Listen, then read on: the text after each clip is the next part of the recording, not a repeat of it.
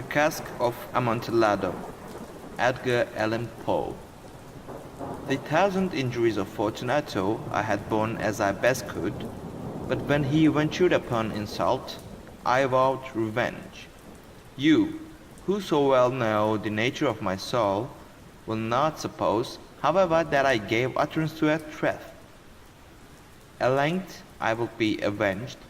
This was a point definitively settled, but the very definitiveness with which it was resolved precluded the idea of risk. I must not only punish, but punish with impunity. A wrong is unredressed when retribution overtakes its redresser. It is equally unredressed when the avenger fails to make himself felt as such to him who has done the wrong.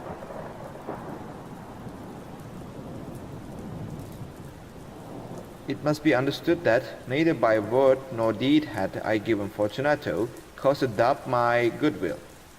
I continued, as was my wont, to smile in his face, and he did not perceive that my smile now was at the toe of his immolation.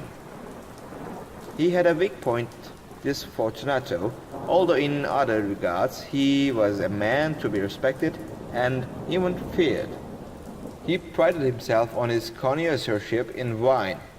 Few Italians have the true virtuoso spirit. For the most part, their enthusiasm is adapted to suit the time and opportunity to practice imposture upon the British and Austrian millionaires. In painting and gimmery, Fortunato, like his countryman, was a quack, but in the matter of old wines he was a sincere. In this respect, I did not differ from him materially. I was skillful in the Italian vintages myself, and both largely whenever I could. It was about dusk, one evening during the supreme madness of the carnival season, that I encountered my friend. He accosted me with excessive warmth, for he had been drinking much. The man wore motley.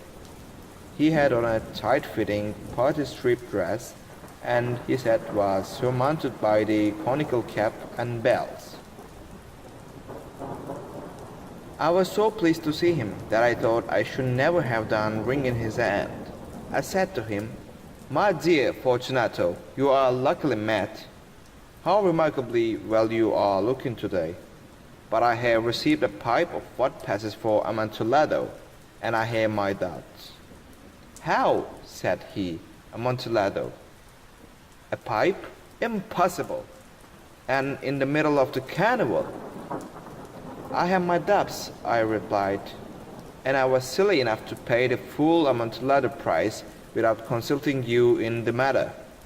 You were not to be found, and I was fearful of losing a bargain. Amontillado! I have my doubts. Amontillado! And I must satisfy them.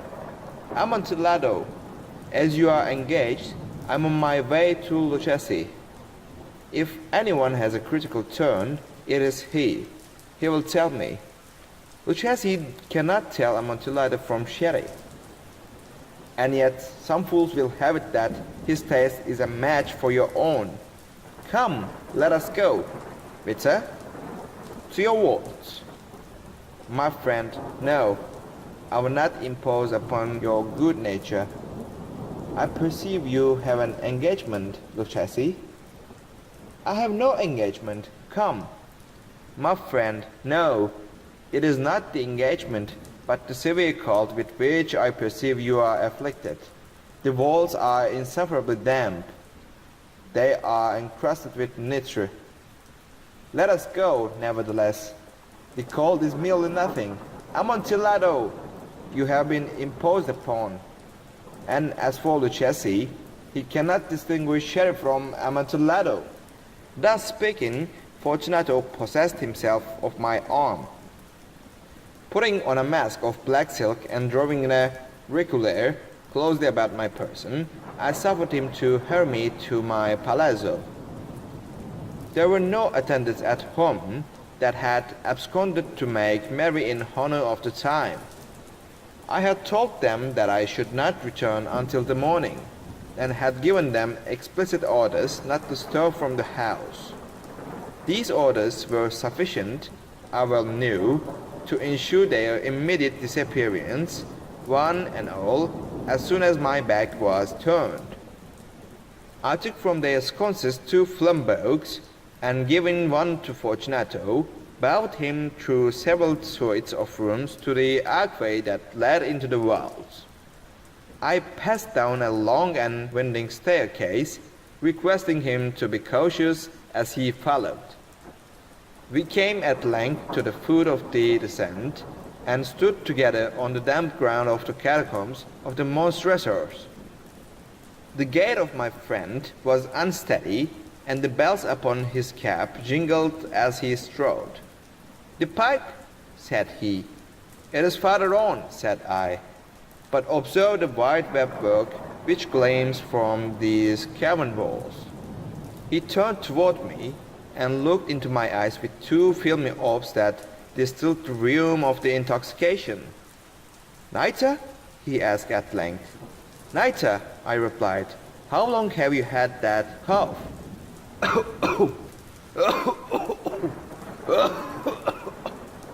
My poor friend found it impossible to reply for many minutes. "It is nothing," he said at last. "Come," I said with decision, "we will go back. Your health is precious.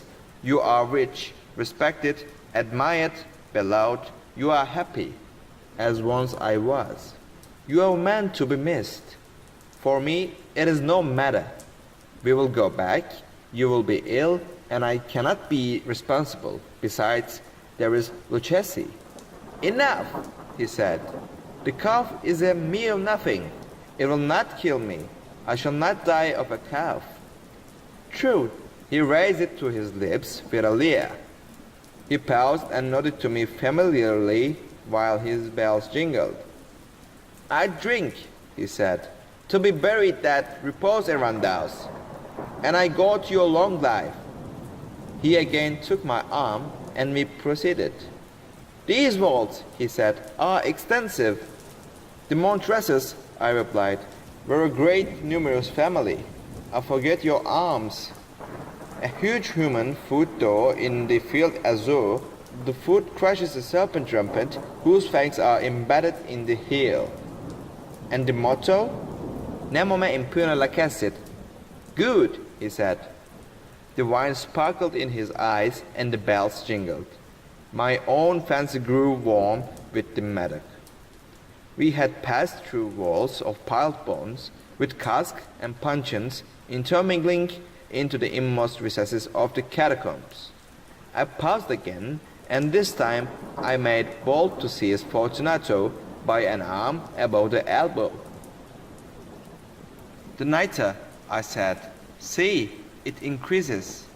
It hangs like moss upon the walls. We are below the river's bed. The drops of moisture trickle among the bones. Come, we will go back ere it is too late. Your cough." "It is nothing," he said. "Let us go on. But first, another draught of the medoc." I broke and reached him a flagon of the grave. He emptied it at a breath. His eyes flashed with a fierce light. He laughed and threw the bottle upward with a gesticulation I did not understand. I looked at him in surprise. He repeated the movement, a grotesque one. "You do not comprehend?" he said. "Not I replied. "Then you are not of the Brotherhood." "How?" "You are not of the Masons." Yes, I said. Yes. "You? Impossible." "A Mason?" "A Mason," I replied. "A sign," he said. "It is this," I answered, producing a trowel from beneath the folds of my roquelaire. "You jest," he exclaimed, recoiling a few paces. "But let us proceed to the Amontillado." "Be it so," I said, replacing the tool beneath the cloak, and again offering him my arm. He leaned upon it heavily. We continued our route in search of the Amontillado. We passed through a range of low arches, descended, passed on, and descending again, arrived at a deep crypt in which the fullness of the air caused our flambeaux rather to glow than flame. At the most remote end of the crypt, there appeared another less spacious. Its walls had been lined with human remains piled to the vault overhead in the fashion of the great catacombs of Paris. 3 sides of this interior crypt were still ornamented in this manner, and lay promiscuously upon the earth, forming at the point a mound of some size. Within the wall thus exposed by the displacing of the bones, we perceived a still interior recess, in depth about 4 feet, in width 3, in height 6 or 7. It seems to have been constructed for no especial use within itself, but formed merely the interval between 2 of the colossal supports of the roof of the catacombs, and was backed by one of their circumscribing walls of solid granite. It was in vain that Fortunato, uplifting his dull torch, endeavored to pry into the depth of the recess. Its termination, the feeble light, did not enable us to see. "Proceed," I said. "Herein is the Amontillado. As for Lucchesi, he is an ignomus," interrupted my friend, as he stepped unsteadily forward, while I followed immediately at his heels. In an instant he had reached the extremity of the niche, and finding his progress arrested by the rock, stood stupidly bewildered. A moment more, and I had fettered him to the granite. In its surface were 2 iron staples, distant from each other about 2 feet horizontally. From one of these depended a short chain, from the other a padlock. Throwing the links about his waist, it was but the work of a few seconds to secure it. He was too much astounded to resist. Withdrawing the key, I stepped back from the recess. "Pass your hand," I said, "over the wall. You cannot help feeling the nitre. Indeed, it is very damp. Once more, let me implore you to return. No? Then I must positively leave you. But I must first render you all the little attentions in my power." "The Amontillado!" ejaculated my friend, not yet recovered from his astonishment. "True," I replied, "the Amontillado." As I said these words, I busied myself among the pile of bones of which I have before spoken. Throwing them aside, I soon uncovered a quantity of building stone and mortar. With these materials, and with the aid of my trowel, I began vigorously to wall up the entrance of the niche. I had scarcely laid the first tier of the masonry when I discovered that the intoxication of Fortunato had in the great measure worn off. The earliest indication I had of this was a low mourning cry from the depth of the recess. It was not the cry of a drunken man. There was then a long and obstinate silence. I laid the second tier, and the third, and the fourth, and then I heard the furious vibrations of the chain. The noise lasted for several minutes, during which, that I might hearken to it with the more satisfaction, I seized my levers and sat down upon the bones. When at last the clanking subsided, and I resumed the trowel, and finished without interruption the 5th, the 6th, and the 7th tier, the wall was now nearly upon a level with my breast. I again paused, and holding the flambeaux over the mason work, threw a few feeble rays upon the figure within. A succession of loud and shrill screams, bursting suddenly from the throat of the chained form, seemed to thrust me violently back. For a brief moment I hesitated, I trembled. Unsheathing my rapier, I began to grope with it about the recess, but the thought of an instant reassured me.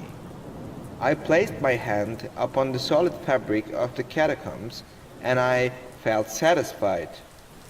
I reapproached the wall. I replied to the yells of him who clamored. I re-echoed, I aided, I surpassed them in volume and strength. I did this, and the clamorer grew still. It was now midnight, and my task was drawing to a close. I had completed the 8th, the 9th, and the 10th tier. I had finished a portion of the last and the 11th. There remained but a single stone to be fitted and plastered in. I struggled with its weight. I placed it partially in its destined position. But now there came from out of niche a low laugh that erected the hairs upon my head. It was succeeded by a sad voice, which I had difficulty in recognizing as that of the noble Fortunato. The voice said, "Ha ha ha! Ha ha ha! A very good joke indeed, an excellent jest. We will have many a rich laugh about it at the palazzo. Ha ha ha! Over our wine, ha ha! The Amontillado," I said. Ha ha ha! Yes, the Amontillado. But is it not getting late? Will not they be awaiting us at the palazzo, the Lady Fortunato and the rest? Let us be gone. Yes, I said, let us be gone. For the love of God, monstressor. Yes, I said, for the love of God. But to these words I hearkened in vain for a reply. I grew impatient. I called aloud, "Fortunato!" No answer. I called again, "Fortunato!" No answer still. I thrust a torch through the remaining aperture and let it fall within. There came forth in reply only a jingling of the bells. My heart grew sick on account of the dampness of the catacombs. I hastened to make an end of my labor.